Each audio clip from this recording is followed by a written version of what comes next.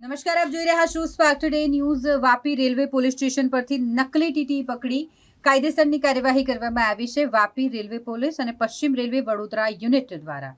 એક વ્યક્તિ કે જે Vapi railway station platform number 2 પર આવેલ ફ્રૂટ ઓવરબ્રિજ પર સફેદ શર્ટ પહેરી પોતાની ટીટી તરીકેની ઓળખ આપી આવતા જતા પેસેન્જરોને ચેક કરતો હોય તેના પર શક જતા રેલવે તરફથી ઇસ્યુ કરવામાં આવેલું આઈડી કાર્ડ જ્યારે તેની પાસે માંગ્યું તો તેની પાસે આઈડી કાર્ડ ન મળી આવ્યું, એટલે તે નકલી ટીટી બનીને આવી રીતે લોકો પાસેથી પૈસા વસૂલતો હોય